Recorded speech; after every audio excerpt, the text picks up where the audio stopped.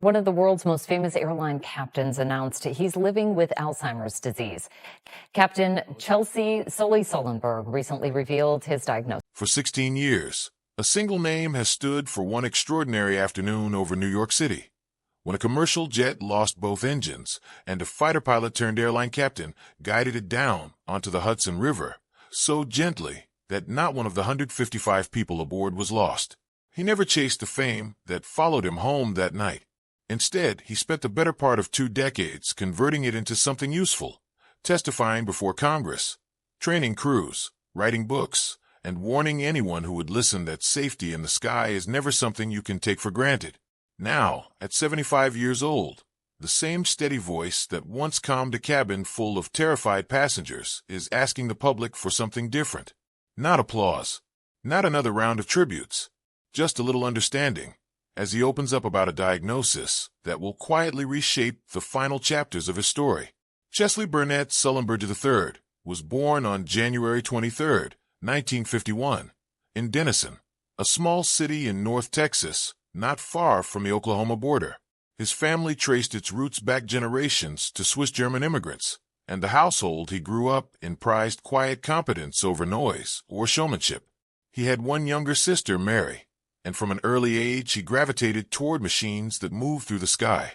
Model airplanes and toy carriers filled his childhood bedroom, and his fascination only deepened once he began watching military jets roar overhead from a nearby Air Force installation. Academically, he was the kind of student teachers remember for decades.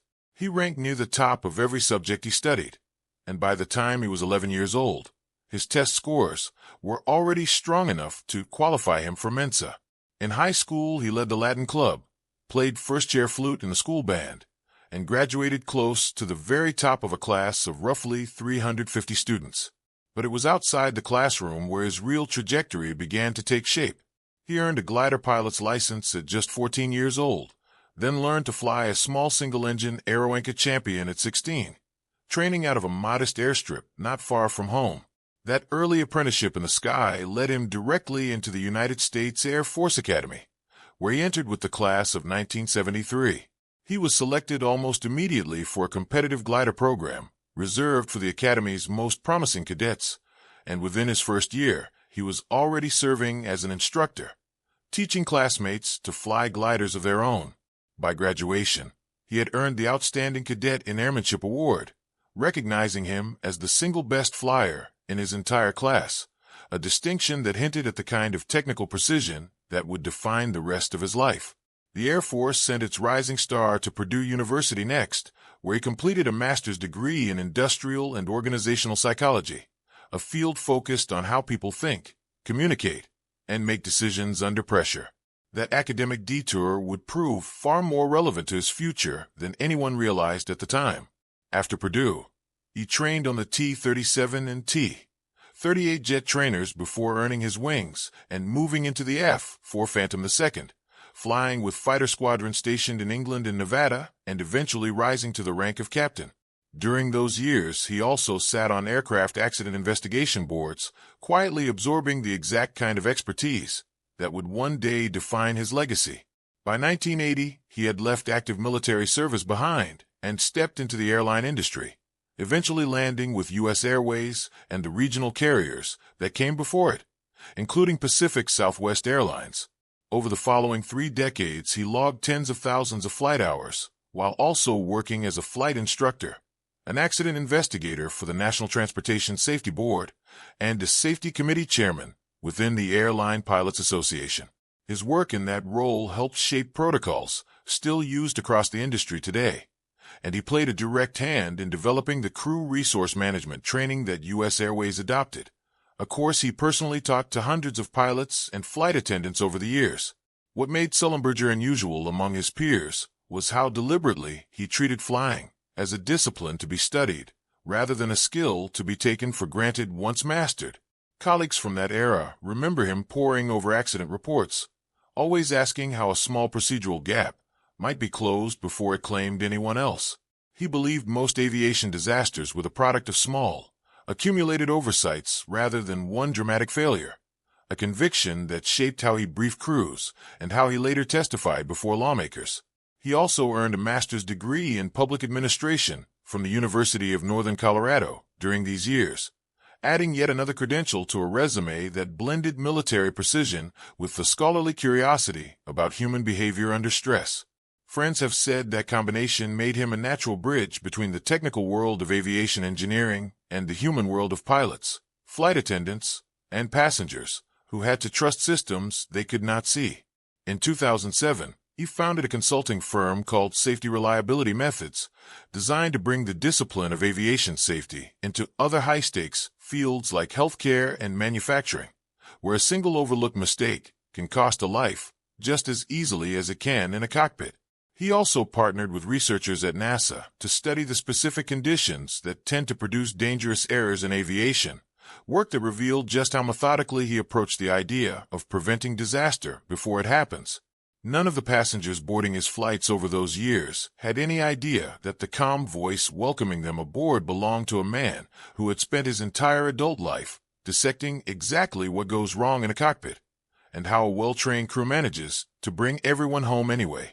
On January 15, 2009, Sullenberger was in command of US Airways Flight 1549, an Airbus A320 climbing out of LaGuardia Airport bound for Charlotte, North Carolina. Less than 2 minutes after takeoff, the aircraft struck a flock of Canada geese, and both engines lost power almost simultaneously. In an instant, he and First Officer Jeffrey Skiles found themselves gliding a powerless commercial jet directly over one of the most densely populated stretches of land on the planet. Air traffic control offered him two options: a return to LaGuardia or a diversion to nearby Teterboro Airport in New Jersey. Sullenberger quickly judged that neither runway could be reached safely in time, and he made the call instead to put the aircraft down on the Hudson River. What followed became one of the most closely studied emergency landings in the history of aviation. He later admitted that the sudden silence of two dead engines produced the worst sinking feeling of his entire flying career, but the landing itself was smooth enough that the plane stayed largely intact on the water, giving all 155 passengers and crew time to climb out onto the wings and wait for rescue boats that arrived within minutes. The entire sequence of events, from the moment the bird struck the engines to the moment the aircraft came to rest on the surface of the river, unfolded in less than 4 minutes. Sullenberger and Skiles worked through an emergency checklist never designed for an engine failure occurring so close to the ground, communicating with air traffic control while calculating in real time whether any runway within reach could realistically be made. That decision was built entirely on decades of training rather than any manual written specifically for the scenario. While behind him, flight attendants moved through the cabin preparing passengers for what was coming. Sullenberger walked the length of the sinking cabin twice to make absolutely certain it was empty before he allowed himself to become the very last person to leave the aircraft. Investigators later confirmed that ditching in the river had been the right decision, since standard emergency procedures for engine failure are designed around cruising altitude, not the first few seconds after takeoff, and any attempt to turn back toward an airport risked coming down in a crowded neighborhood instead.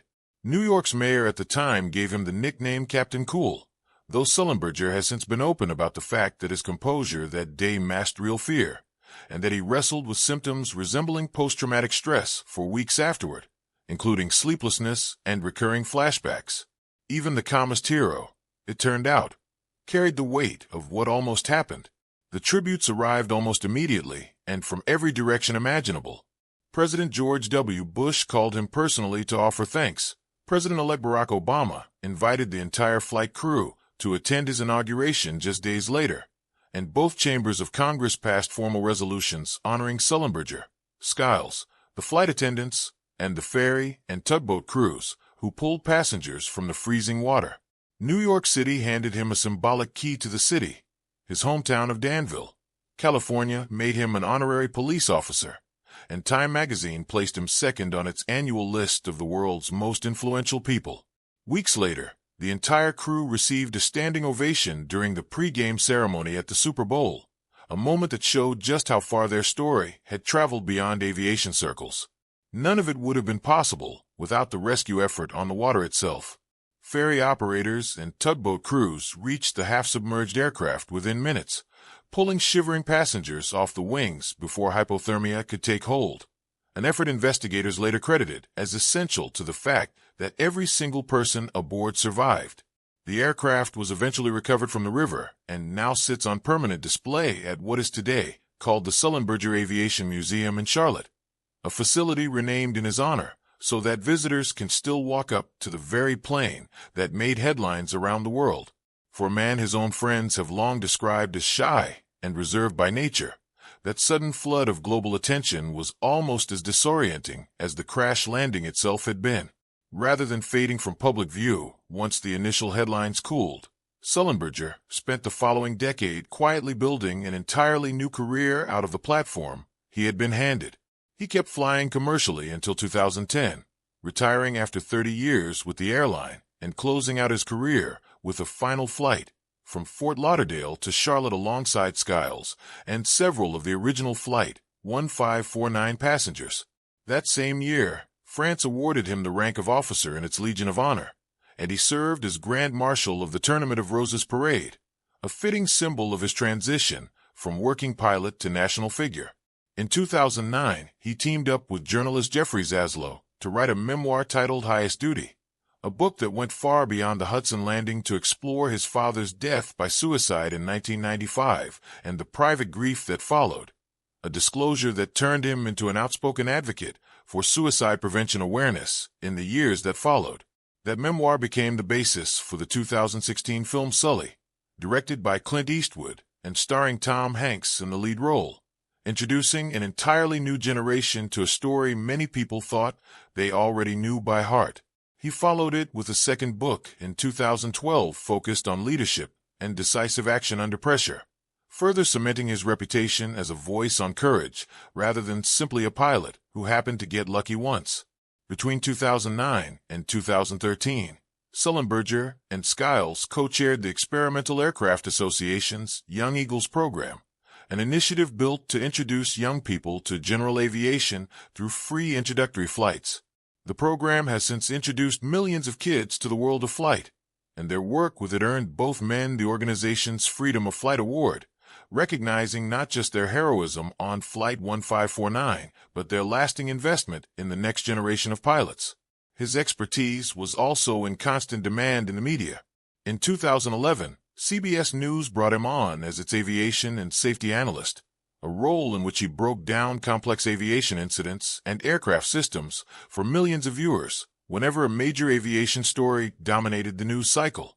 That same year, he addressed world leaders and business executives at the World Economic Forum in Davos, sharing lessons on crisis leadership and decision-making under extreme pressure. His continued contributions earned him the Tony Janusz Award in 2018 for distinguished achievement in commercial aviation and the American Speech Language Hearing Association's Annie Glenn Award in 2021, recognizing his public communication throughout his career. He also became one of the industry's most persistent watchdogs, publicly criticizing Boeing and federal regulators after the 737 MAX crashes and testifying before Congress that the disasters were preventable, the result of a certification process he believed had failed the flying public. He argued that an overly close relationship between manufacturers and regulators had allowed known warning signs to go unaddressed, and he continued raising similar concerns whenever a new FAA administrator hesitated to commit to existing pilot training requirements. In 2021, President Biden nominated him to serve as United States Ambassador to the International Civil Aviation Organization, a role the Senate confirmed and one that placed the former regional airline captain at the center of global conversations about flight safety. He presented his credentials in Montreal in early 2022 and served through that summer, the capstone of a remarkable journey from small-town Texas pilot to international aviation statesman. Colleagues described a man who approached diplomacy with the same checklist-driven mindset that once guided him through a cockpit emergency, treating every negotiation as something worth getting exactly right. Throughout these years, he also remained a popular keynote speaker, appearing at conferences, universities, and corporate events across the country to talk about leadership, crisis decision-making, and building systems that anticipate failure before it happens. He often told audiences that the difference between a near miss and a catastrophe usually comes down to preparation done long before anyone realizes they will need it. Those speeches, delivered in the same measured tone that once calmed a cabin of frightened passengers, shaped how a generation of executives and safety professionals thought about risk. Away from the podium, his personal life stayed remarkably grounded. He married fitness instructor Lori Henry in 1989, and the couple settled in Danville, California, where they adopted 2 daughters, Kate and Kelly, and built an ordinary family routine that stood in sharp contrast to his growing public profile. Friends have long said that contrast is central to who he really is. A man capable of extraordinary composure in a crisis who nonetheless spent most evenings focused on homework, dinner, and the small rituals of raising 2 kids in the suburbs. This month, Sullenberger shared news that has quietly reshaped how his story will be remembered going forward. In a personal statement released through his website and shared with major outlets in mid-July, he explained that he had recently been diagnosed with early-stage Alzheimer's disease after noticing subtle shifts in his own memory over the past year, including trouble recalling names, catching himself repeating stories he had already told, and disrupted sleep. He described himself as being at the very start of a long journey, choosing plain, unadorned language over anything dramatic, the same instinct that once led him to describe the technical details of a water landing rather than dress the moment up for effect. He revealed that he has been working closely with Dr. Gil Rabinavasai at UCSF Medical Center in San Francisco, a physician who helped him understand just how widespread Alzheimer's really is, affecting millions of families regardless of age or background. Sullenberger explained that for years, whenever people asked him about the successful outcome of Flight 1549, he liked to say that courage can be contagious, and that the same idea now applies to facing this disease in the open rather than in private.